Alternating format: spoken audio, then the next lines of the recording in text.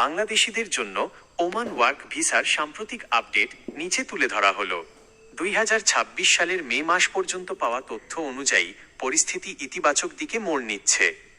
সর্বশেষ আপডেট মে 2026, ভিসা পুনরায় চালুর ঘোষণা।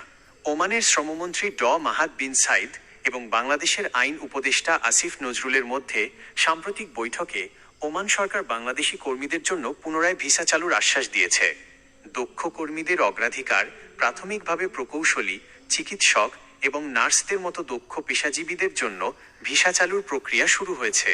অদক্ষ বা সাধারণ শ্রমিকদের জন্য স্থগিতাদেশ পর্যালোচনার অনুরোধ করা হয়েছে।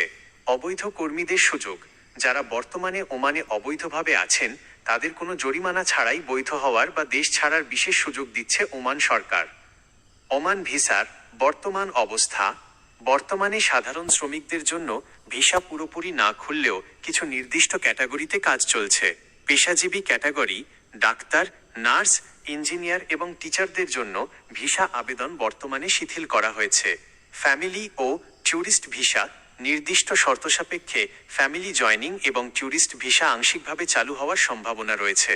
প্রয়োজনীয় কাগজপত্র ও খরচ। ওমান ভিসা প্রক্রিয়া শুরু করতে সাধারণত যা প্রয়োজন: পাসপোর্ট, মেয়াদ অন্তত 6 মাস থাকতে হবে। বয়স 21 থেকে 60 বছরের মধ্যে হতে হবে। মেডিকেল রিপোর্ট, অনুমোদিত ক্লিনিক থেকে গামকা GAMCA মেডিকেল রিপোর্ট থাকতে হবে। খরচ, ওয়ার্ক পারমিট ভিসার ক্ষেত্রে সরকারি ফি ও অন্যান্য খরচ মিলিয়ে বর্তমানে 4 থেকে 5 লাখ টাকা পর্যন্ত খরচ হতে পারে। এজেন্সি ভেদে এটি ভিন্ন হয়। সতর্কতা: ওমান সরকার এবং বাংলাদেশ দূতাবাসের আনুষ্ঠানিক ঘোষণা ছাড়া কোনো দালালের মাধ্যমে টাকা লেনদেন না করাই ভালো। ওমান ইমিগ্রেশনের নতুন নিয়ম অনুযায়ী ট্যুরিস্ট ভিসায় গিয়ে সেটি আর ওয়ার্ক ভিসায় পরিবর্তন করা যাবে না, তাই সরাসরি ওয়ার্ক পারমিট নিয়েই যাওয়ার পরামর্শ দেওয়া হচ্ছে।